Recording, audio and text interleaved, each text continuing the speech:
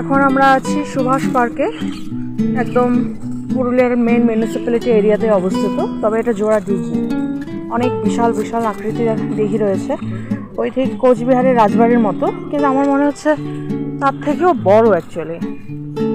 আর একটা ন্যাচারাল পন্ড দেখলেই বোঝা যাচ্ছে।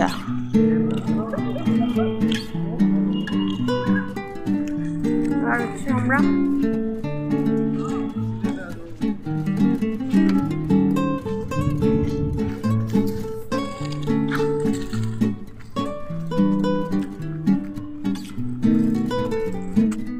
তখন আমি ভেবেছিলাম যে দুটো দিঘি, না অ্যাকচুয়ালি একটাই দিঘি। মাঝখানে ওই আইল্যান্ডের মতো পার্কে ঘোরার জন্য রাস্তাটা করেছে, বাট দিঘিটা একটাই। আর এই দিকে গেছে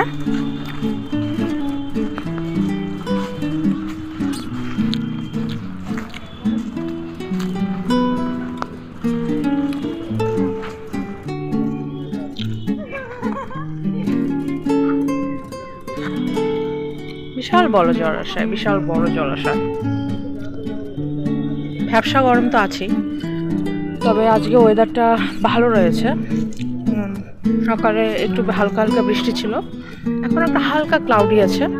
এর ফলে খুব গরমটা নেই, তবে গরম আছে কিন্তু ওই মাত্রায় গরমটা নেই।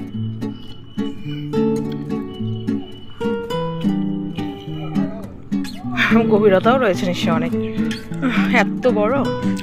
এই যে এই সাইডে গিয়ে ওই সাইডে রাউন্ড হয়েছে, আবার ওইদিকে, আবার এই যে এইদিকে, আর মাঝখানে আইল্যান্ডের মতো এটা করেছে যেন লোকে ঘুরতে পারে।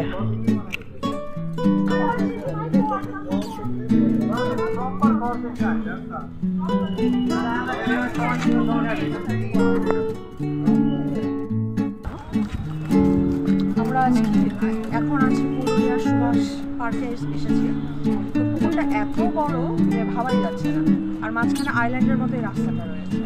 তো আসুন,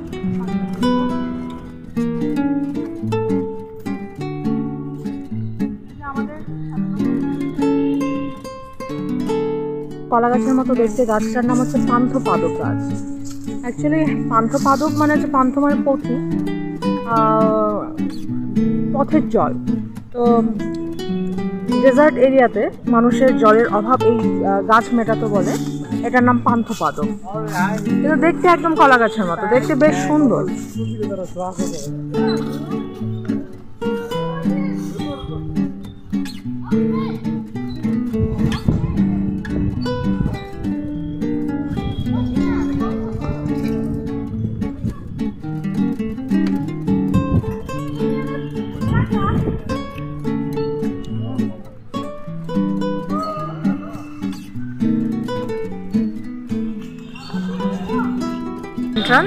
সুভাষ পার্কের